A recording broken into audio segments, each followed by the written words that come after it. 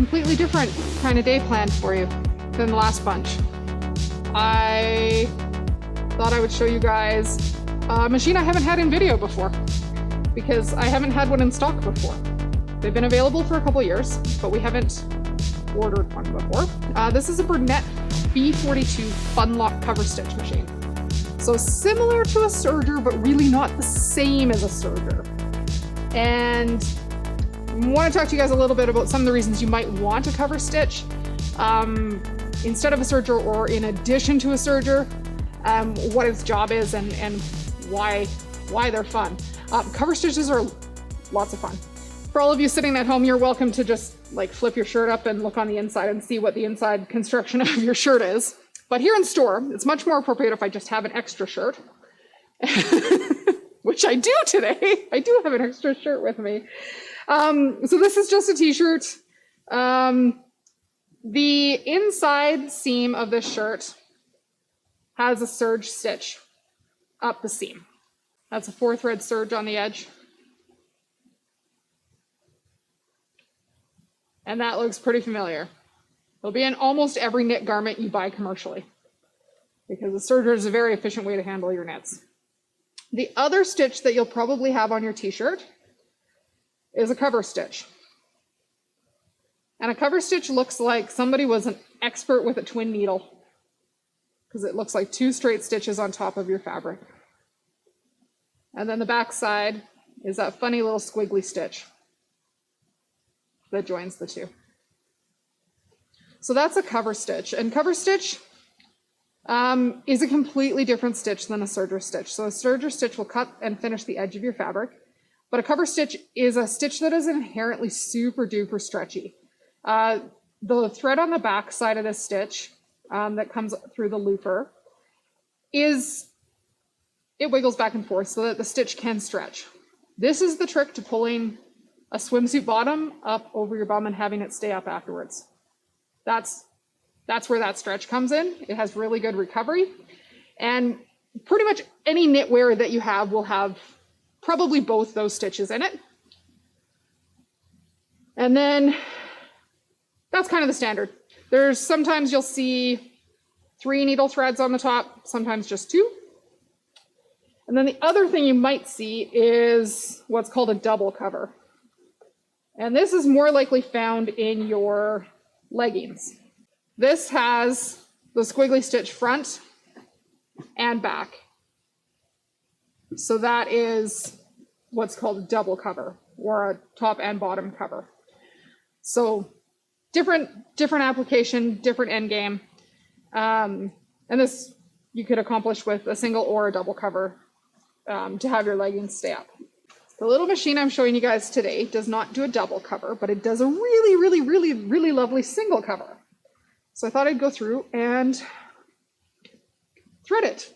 The way I have this little machine set up is going to be for 3 needle thread and 1 looper thread. which will look a little bit different than our standard t-shirt hem. On our cover stitch on the B42 here, there is just one thing that goes under the stitch plate. That's your lower looper. And it is the first one to get threaded. So just like most other machines, you'll want to start threading a cover stitch with the presser foot up so that your upper tension, all your tension discs up here are open. And this one is really straightforward. You're going to thread from right to left.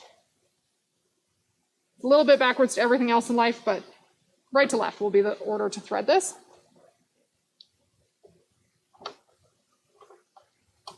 Under our tensions up top.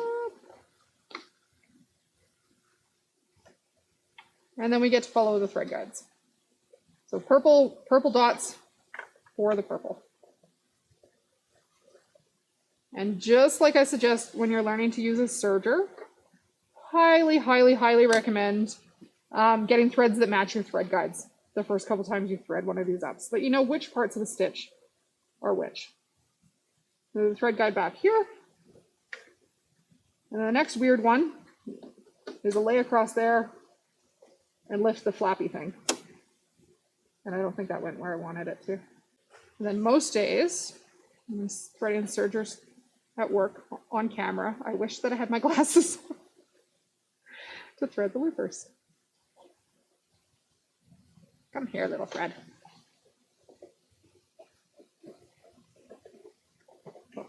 Thread the looper.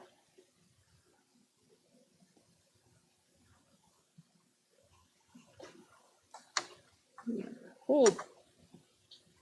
Try and keep your hands out of the shot of the camera. And then this little guide here pushes that thread and hooks it into the back of the lower looper, which is really pretty slick. And I'm going to leave that tail a little bit shorter. And then we're going to thread our needles.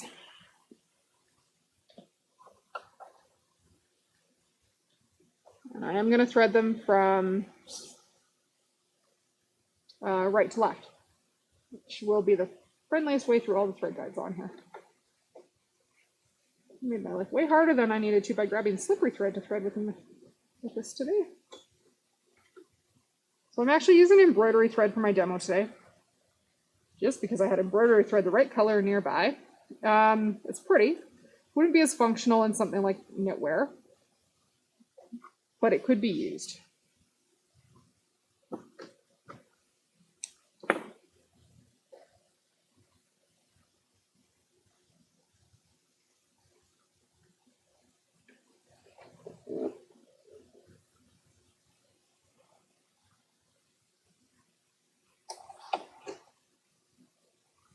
You're thinking you want to learn to make t-shirts. A cover stitch might be in the arsenals of tools you might want.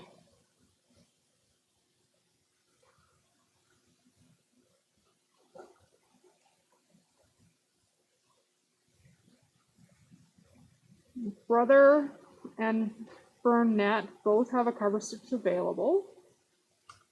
Well, Brother will have one available. It's in production, it's just not here at the moment. And that's the CV3550, which is the one I have at home. And it will do a double cover. If you're not desperate for double cover, the B42 is going to be a lovely option for you. And all these thread guides up front here just keep the threads from tangling on your needle threads. Tangled needle threads like to break needles. It's usually how they operate when everything goes sideways. Move in there.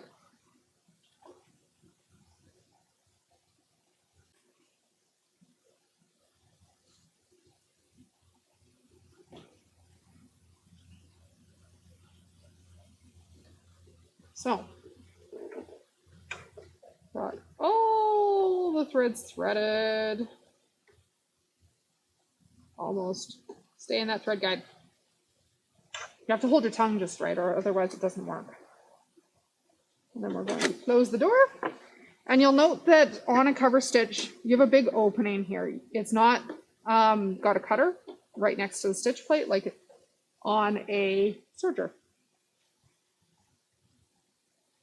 So you can handle things very differently. Detailing, top stitching, that sort of stuff. The other thing you can't do on a cover stitch is start without fabric under your foot. The stitch will not form without fabric to support it. So you can start right near the edge, but it's better to start in just a little bit. And do a couple hand wheels to get started. Hand wheel turns. Make sure everything's moving before you take off with your gas pedal. Other things that this machine has, you can change the stitch length.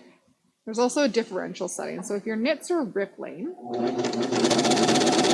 be able to adjust for that. As you go.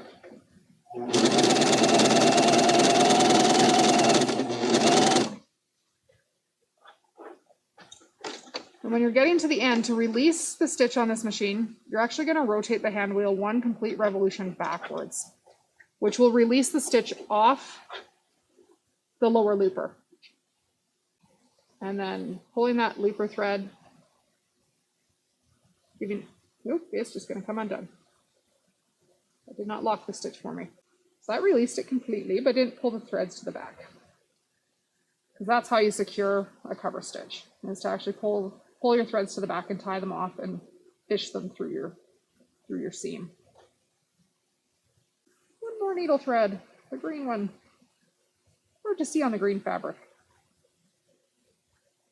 So all 4 of those threads can get tied in a knot. And a self-threading needle can help you fish those back through. So on top, you've got 3 needle threads, and on the back, you have your lovely looper thread. And it's super stretchy. It'd be stretchier if I used a stretchier fabric, but it handles nicely. So the differential feed is a knob on the outside of the machine over here. And it can go from 0.6 to 2. So if your knit was leaving you great big ripples as it went, you want your differential up higher. If you're interested in a cover stitch, I highly recommend emailing sewingmachines@mysewingroom.ca. So I've adjusted the differential this time.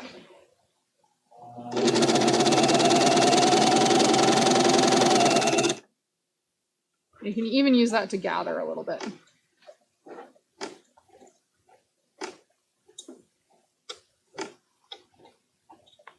Start at the top, all the way backwards. And there's specialty cover stitch needles as well. They're ELX, different needle type for this machine. Needle type for this machine is called an ELX 705. A little bit different than a standard domestic sewing machine needle, designed to work specifically with the cover stitch.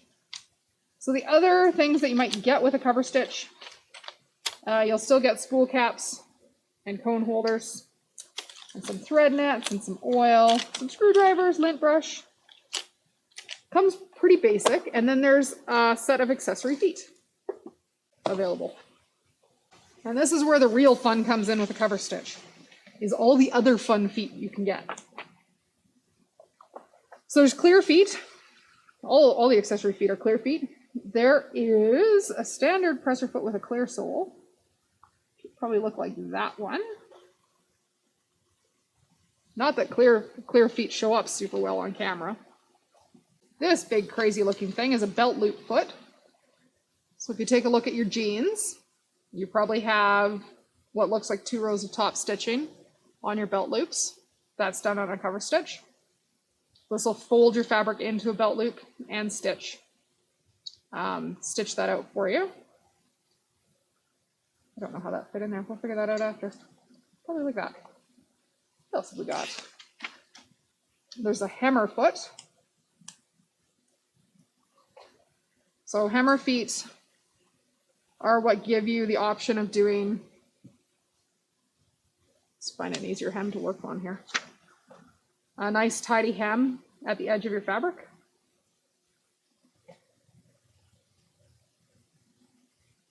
So this will hold your fold up for you as you stitch, if I fold the fabric the right direction. Oh no, that's the hammer foot, sorry. That's the hammer foot. So it'll wrap and fold as you go. And then your stitching will be nice and consistent away from the edge of your fabric. And it'll fold that little lip in on the back for you. Oh, the other weird one I showed you was a bias tape attacher. So that'll do a bias finish on something like a neckline. I lost the neckline to my shirt. So, bias neckline sewn on. This particular stitch here's, this might have been done on a regular sewing machine, or it's a chain stitch, which is 1 needle thread and the looper thread on this machine. There's a cording attachment and a cording foot. That's one of the other pairs in here. Cording attachment. Oh, and the cording foot's the one with the big groove underneath it. So that'll keep your cord going straight into the groove. Fancy detailing. And there's a lace foot.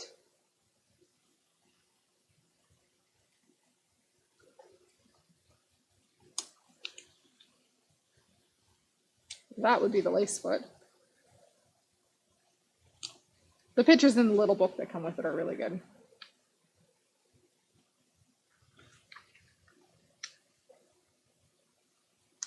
Oh, there's a hammer and lace foot. I feel like I've gone through them all once already, and I feel like a little bit like I'm losing my mind, but that's okay. So there's lots you can do with a cover stitch beyond just your basic, what you see on your homemade garments or your store-bought garments. There's so many ways of making it faster, smoother, a more professional finish at the end. And they're not hard to use. They're not hard to thread. And you just get a very different look than trying to replicate something similar with a twin needle on your sewing machine. So that's part of the reason you might want a cover stitch. And I would happily order you one if you want one. So thank you for joining me for an intro to cover stitch. Yes, cover stitch today. And if you have questions or interest in the machine, give our sewing machine team a call. They can hook you up. So thanks so much. Be safe, be kind, be calm, and we'll see you tomorrow.